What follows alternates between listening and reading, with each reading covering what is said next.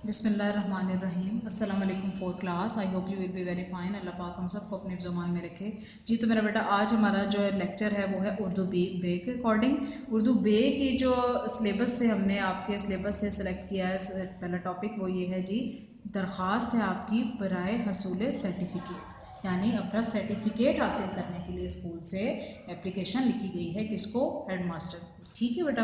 अब ये according to pattern आपने सेम इसी तरह ही आपने अपनी नोटबुक्स पे लिखना है। दरख्वास्त का पैटर्न आप बेटा पहले भी कर चुके हैं, सेम उसी तरह ही है। बाखिदमत जनाब प्रिंसिपल साहब अली बे जिम स्कूल लाहौर। प्रिंसिपल इंग्लिश का लफ्ज़ है, आप उसकी जगह हेड मास्टर इस्तेमाल करें, लेकिन बोर्ड लेवल पे तो कंपलसरी होता है कि आप हेड मास्टर ही लिखेंगे बेटा। लेकिन यहाँ पे प्रिंसिपल भी यूज़ हो सकता है, लेकिन आप हेड मास्टर ही लिख लें तो वेल एंड गुड। नेक्स्ट बेटा, नेक्स्ट लाइन है जी जनाबे आला।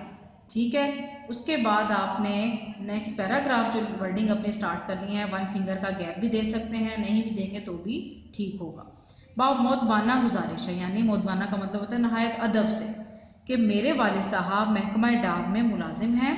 चंद रोज़ कबल इनका तबादला लाहौर से कराची हो गया है, इसलिए हम 3-4 रोज़ बाद वहाँ रवाना हो जाएंगे। वालिदैन के बगैर इस शहर में मेरा अकेले रहकर पढ़ना मुमकिन नहीं है। बराए करम मुझे स्कूल छोड़ने का सर्टिफिकेट जारी फरमाकर शुक्रिया का मौका दें, ताकि मैं किसी भी गवर्नमेंट स्कूल में दाखिला लेकर अपनी तालीम का सिलसिला जारी रख सकूँ। जी मेरा बेटा, ये 10 मार्क्स की आपको बताया आपके पैटर्न में शामिल है एप्लीकेशन। इसकी मैक्सिमम वर्डिंग तो दी गई है, लेकिन इससे ज़्यादा भी आप इजी वर्डिंग या अपना इसके अलावा भी कुछ और रीज़न दे सकते हैं। लेकिन देखें, सिंपल वर्डिंग कहा गया क्या है कि मेरे वालिद साहब जो हैं वो एक गवर्नमेंट के मुलाजिम हैं, और उनका तबादला का मतलब होता है ट्रांसफ़र हो जाना, कि उनका एक शहर से दूसरी जगह उनकी ट्रांसफ़र हो गई है, जिसकी वजह से उनके सब अहले खाना को भी उस दूसरे शहर जाना पड़ेगा। तो इट मीन्स के स्कूल चेंज करना पड़ेगा। तो स्कूल छोड़ने का जो सर्टिफिकेट है वो हमने हासिल करना है। इसलिए जो है वो उन्होंने कहा कि आप हमें उनके बगैर यहाँ पे रहना है, इस शहर में रहना वाले मुमकिन नहीं। इसलिए उन्होंने कहा कि मुझे सर्टिफिकेट छोड़ने जो है वो स्कूल छोड़ने का सर्टिफिकेट दे दिया जाए। इसलिए वो अकॉर्डिंग टू पैटर्न आपने यहाँ तक फुल स्टॉप लगा दिया, पैराग्राफ हमारा कंप्लीट हो गया। उसके बाद आप लिखेंगे बेटा जी, ये देखें आप एरो देख रहे हैं, ये आपने लेफ़्ट साइड पे लिखना है, आपकी एन नवाजिश होगी। ये जो अल-आरज़ है ये सेंटर में भी आ सकता है, यहाँ पे भी आ सकता है। ठीक है बेटा, या आप इसमें एक और वर्डिंग भी लाइन लास्ट में शामिल कर सकते हैं कि उम्मीद है कि आप मेरी दरख्वास्त पर फ़ौरन गौर फरमाएंगे। ठीक है बेटा, उसके बाद आपने ये लेफ़्ट साइड पे ही आपने लिखना है आपका या आपकी ताबेदार या ताबे फरमा, शागिर्द या शागिर्दा नाम आएगा। और कभी भी नाम आपको पता है अपना नहीं हम मेंशन करते, वो हम ऊपर जैसे स्कूल का नेम मेंशन नहीं होता, अकॉर्डिंग टू बोर्ड पैटर्न अलिफ बे जीम लिखते हैं, इसी तरह नाम की जगह हम लिखते हैं हमज़ा छोटी है बड़ी है। फिर आपकी जमात आएगी, और जमात के साथ सबसे एंड पे यहाँ उर्दू वाली डेट आएगी। यहाँ बेटा राइट साइड पे नाम के साथ आप इस साइड पे डेट भी मेंशन कर सकते हैं, वो रॉन्ग नहीं होगी। ठीक है बेटा जी तो बेटा जी नेक्स्ट हमारा जो टॉपिक है फोर्थ क्लास, वो है हमने ग्रामर के अकॉर्डिंग है उर्दू बे की। वो क्या है जी? फ़ेल की तारीफ़ और हर्फ की तारीफ़। आप बेटा जी 3 क्लास में भी इसम की तारीफ़ पढ़ चुके हैं, आप सबको पता है किसी भी शख्स चीज़ जगह के नाम को इसम कहते हैं। तो बेटा जी उसके बाद जो हमारी है वो है जी फ़ेल की तारीफ़। तो फ़ेल किसको कहते हैं? फ़ेल तो सिंपल वर्डिंग है, नाम से ज़ाहिर है कि फ़ेल कहते हैं किसी काम करने को। तो डेफिनेशन में भी यही शामिल होगा बेटा कि फ़ेल जो है वो लफ्ज़ जो किसी काम के करने, होने या सहने को जाहिर करे। मसलन लिखना, पढ़ना, देखना, दौड़ना, रोना वगैरह, ये सब क्या है? ये सब है वर्ब, यानी इंग्लिश में आप वर्ब पढ़ते हो, जिसको उर्दू में कहते हैं फ़ेल, यानी कोई भी काम करना। ठीक है बेटा, नेक्स्ट है जी हर्फ की तारीफ़। अब हर्फ यहाँ पे बेटा मैं आपको थोड़ा सा एक्सप्लेन कर दूँ कि हर्फ 2 तरह के होते हैं।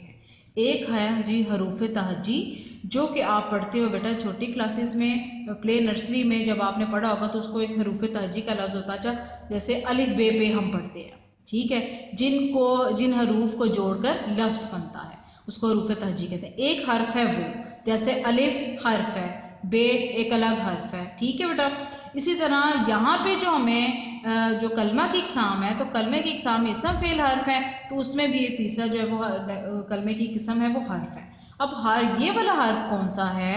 वो है जी वो लफ्ज़ जो ना तो इसम हो और ना ही वो फेल हो, ना वो किसी शख्स की जगह का नाम हो और ना ही वो कोई काम हो, बल्कि इसमों को आपस में मिलाने या फेल को दूसरे फेल से मिलाने के लिए इस्तेमाल हो, वो हर्फ कहलाता है। यानी जो ये हर्फ है वो है इसम और फेल को आपस में मिलाता है। ठीक है, ये इसकी डेफिनेशन होगी। एग्जाम्पल क्या है कि अकेला जो हर्फ होता है ना उसके अपने कोई भी मायने नहीं होते। ठीक है, अब एग्जाम्पल से आपको फ़ौरन पता चल जाएगा। एग्जाम्पल क्या है कि मसलन ने, तक, और, पर, को, से वगैरह। अब इसके देखिए बेटा जी कैसे आपको समझ आएगी। अगर आपको मैं एक एग्जाम्पल दूं कि यहाँ पे हर्फ जब जैसे हमने पढ़ा कि इसका अपना कोई मायने नहीं होता, ने लफ्ज़ का कोई मायने नहीं है।